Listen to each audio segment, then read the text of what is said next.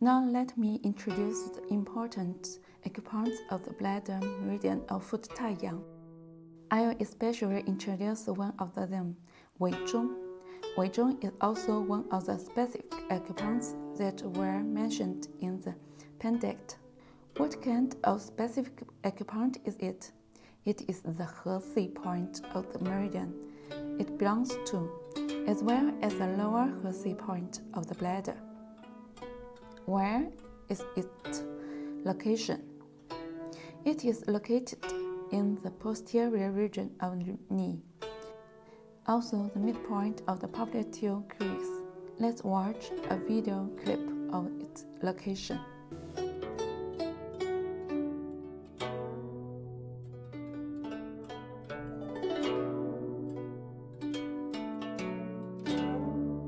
Weizhong, located in the posterior region of the knee, midpoint of the popliteal crease. We just learned about the location. In fact, its location is rather simple. We all have distinct popliteal creases, so we can easily locate Weizhong by locating the midpoint. Let's move on to the indication of Weizhong. 4 aspects are listed in the book. The first one is disease and symptoms of lumbar region and the lower limbs, such as lumbar dorsiflexion, flexidity of the lower limbs, etc. The second one is emergencies such as abdominal pain, acute vomiting, etc. The third one is the urticaria, erysipelas. The fourth one is difficult urination, enuresis. In fact, we can summarize its functions according to its 4 indications. From the first indication, we can tell that Weizhong has the function of clear and activating the channels and the collaterals. As a matter of fact, clearing and activating the channels and the collaterals is the common function of all acupoints. So, what does Weizhong mainly treat by clearing and activating the channels and collaterals? It can treat the stiffness and the pain along the spinal column, pain and the numbness of the lower limbs, numbness difficult in extension and flexion, flexidity syndrome, weakness of lower limbs, palsy, and other diseases pertaining to the lumbar region and the lower limbs. It is mentioned in the song of 4 main points that we can turn to Weizhong to treat lower back. It is also the last sentence we learn in the song. It means that the disease of the lower back can be treated through mainly stimulating Weizhong. And why is Weizhong good at treating lower back disease? First of all, we have already mentioned in the appendix that the indication of a meridian covers its route and the region of distribution. The bladder meridian passes from the head to foot, forming 2 meridians along the spine all the way down to the lumbar scrotal region, join Weizhong in the popliteal space. In this way, the bladder meridian covers almost the whole low back region. The indication of a meridian covers its route and the range of distribution. Thus, as an acupoint of the bladder meridian, Weizhong can treat lower back disease. Second, it has something to do with its function of being a specific acupoint. Weizhong is a He point of the bladder meridian, as well as a lower He point of the bladder. It is recorded in the ancient classic that He point can treat disease of 4 organs. The bladder is related to the kidney internally and externally, and it is said that the waist is the horse of the kidney. Thus, Weizhong can treat disease of lumbar region. In clinical practices, we often use Weizhong to treat lumbar disorders because the root of the bladder meridian, especially the part from the lumbar region to the lower ribs, is pretty similar in the anatomy to that of a nerve in our nervous system. Do you have any impressions of that nerve? That is the sciatic nerve. Thus, Weizhong's function of treating waist disorders has a lot to do with the stimulating of the sciatic nerve. We can learn from the second effect that Weizhong can be used to regulate urination, thus treat disorder of the urination.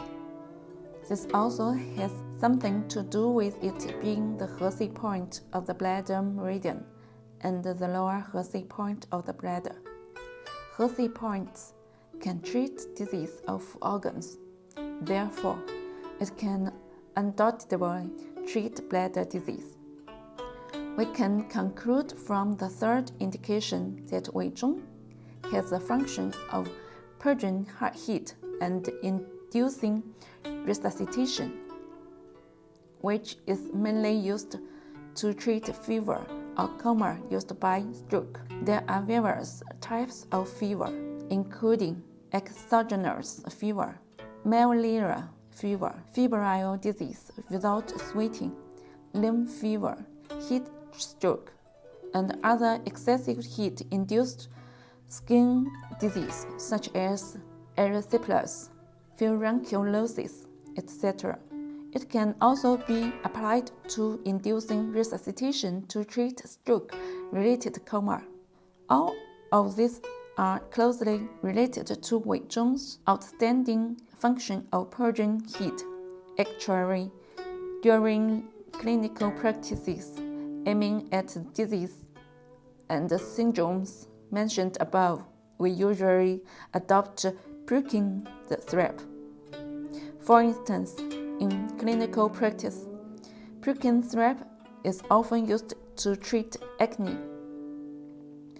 The fourth function is relieving convulsion and suppressing the wind. Opposites, convulsions caused by epilepsy, and the spinal twitch caused by infantile convulsion are treatable through Weizhong. This also has much to do with the root of the bladder meridian that we just discussed. Because the cause of its meridian passes the back of the body, Weizhong can treat opposites. That's the function.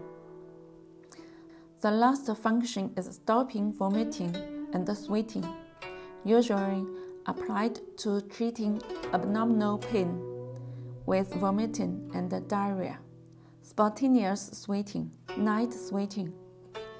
Though the latter two diseases may be contradictory, the function of Weizhong is bidirectional.